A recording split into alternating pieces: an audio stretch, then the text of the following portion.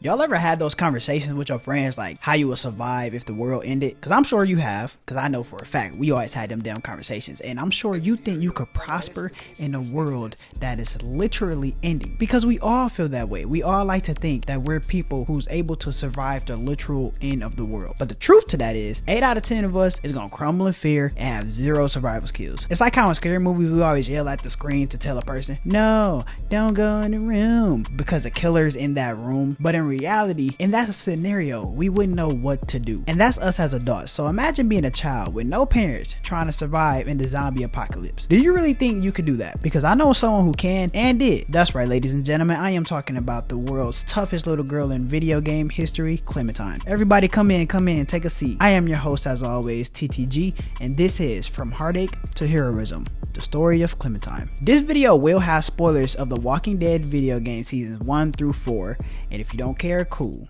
But you've been warned, so I don't want to hear nothing about it. Now, for starters, I know what some of y'all saying. Ty, she not even a real person. That's not even real. And I say, shut your ass up. You know what else not real? Your favorite movie, that TV show you love, and a relationship with your significant other. They cheating on you, buddy. Get a grip. Now that that's out the way, let's start from the very beginning. In season 1, you play as a character by the name of Lee Everett. Everybody loved Lee if you played The Walking Dead. And thinking back to it, the game was never even about Lee. It was always about Clementine from the start. Like, you find her in a treehouse in the backyard and find out that her parents went on a trip to Savannah before the outbreak started, and her babysitter got turned into a damn zombie ASAP, the same day the apocalypse started, which is really tough as hell. Like, just imagine the day of an outbreak, you just get cooked already, off rip. I always thought that was crazy about war too, because like people go train their whole life for a war and they hit the battlefield and immediately perish. That's messed up. GG's. The rest of season 1, you are pretty much watching over this little girl, and Clementine, she starts seeing more and more like messed up stuff throughout the entire season. Like, people get unalived left and right in front of her. Mind you, at this time she's 8 years old. She's an 8-year-old little girl. Yeah, she's seen more damn death than a military veteran. I remember a part of the game where everybody was locked in a pharmacy and they arguing back and forth. In the middle of the argument, she's telling you like she got to use the restroom, whatever. You tell her to go to the bathroom where it was at. On her way going to the bathroom, she opens the damn bathroom door, and guess what happens? A damn zombie falls out of the bathroom and immediately grabs her and tries to eat her ass alive. Imagine 2 days ago you were just coloring pictures,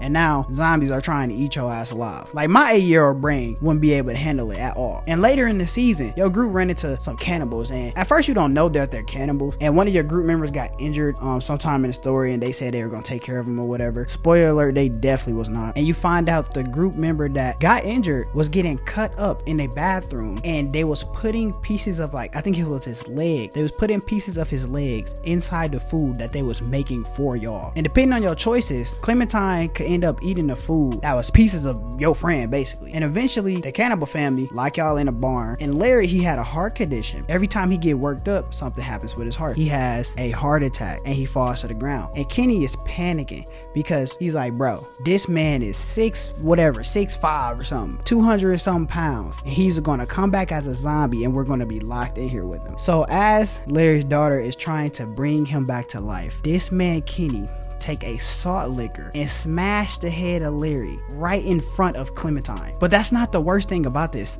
first season at all. The worst thing about this first season is that you and your group head to Savannah. Like, later on, maybe it's like the last episode, and Clementine's parents are in Savannah. Like I said, Clementine gets taken, and it was a guy she was communicating with since earlier in the game. He's a grown-ass man, like pretty much manipulating this child. Now, you find out this guy was someone who had lost his wife and child, and the group that you play in had took all of his food earlier in the season. But in the process of trying to save Clementine, Lee get bit. You eventually find her, but the sickness is like overtaking your body, so you could barely fight. So guess what? Clementine has to help you, but oh boy, still come on top.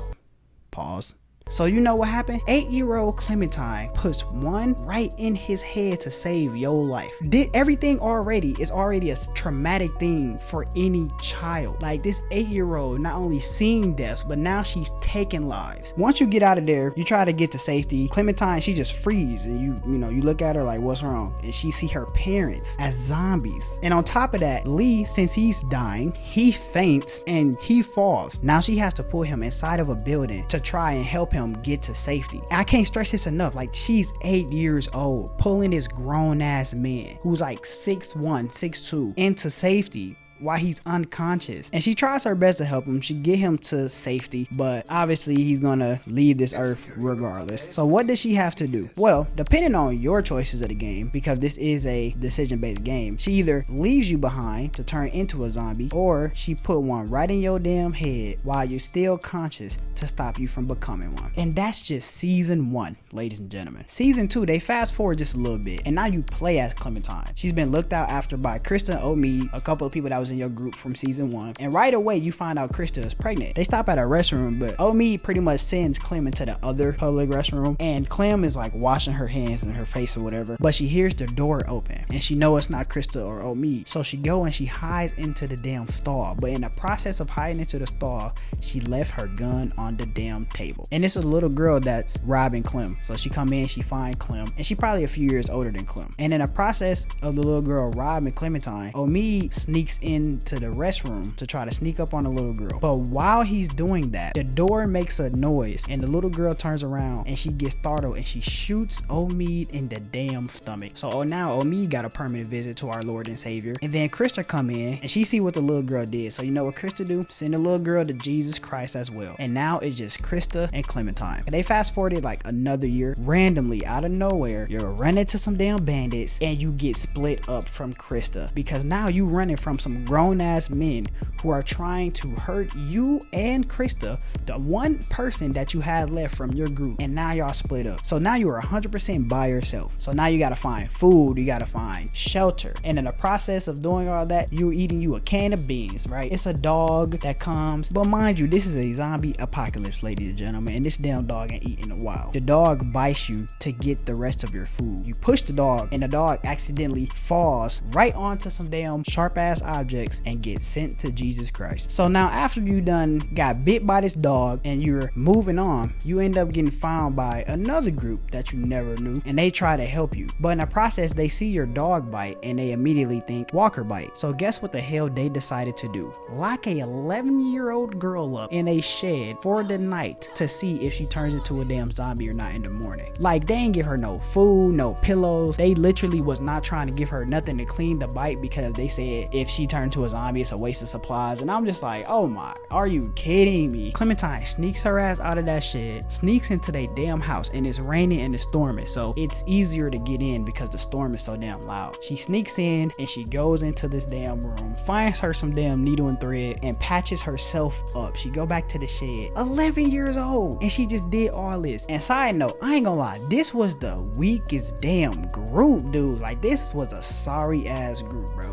Like, Clementine, who's 11 years old, is the strongest person in this damn group. But fast forward a few episodes and you reconnect with Kenny, who was thought to be dead in season 1. And at first it's all love, you know, y'all reconnect, everything good. But then you realize him losing his family changed his entire life. And eventually you and your sorry ass group get captured by Carver. And like, Carver is ruthless as hell. He don't give a damn. This man literally beat Kenny so damn hard, pause, that his eye came out. After actually getting your sorry ass group to escape, Kenny decides to get payback and beat Carver ass to death with a damn crowbar, I think it was. And Clem can either stay and watch or leave, but at this point in the season, she's just numb to watching people just die, and she's been doing the killing herself for so damn long now. And after escaping and trying to find a new place, one of the members named Luke started to fall in water of a frozen river, and Bonnie, oh my gosh, Bonnie dumbass, is telling Clem to help Luke get out of the damn water because she's smaller and she won't fall in. So Luke is telling Clem not to do it. They're going back and forth. Clem does it anyway, and to nobody's damn surprise, Clem falls in the water as well, and Luke is getting pulled down by a zombie. So Luke, he's going to meet his maker. Clem, she gets saved. So they get you a blanket and a fire going or whatever from the house that y'all found. After Clem starts to get better and whatnot, Bonnie, Mike, and Arvo are people that was in the group, but they decide to take all of the group's food and the car that the group had found and fucking leave with everything. Arvo takes a damn shot at you. Clem on the damn ground, bleeding out, and Bonnie got the nerve to say, I'm so sorry, I'm so sorry. Oh my gosh, bro.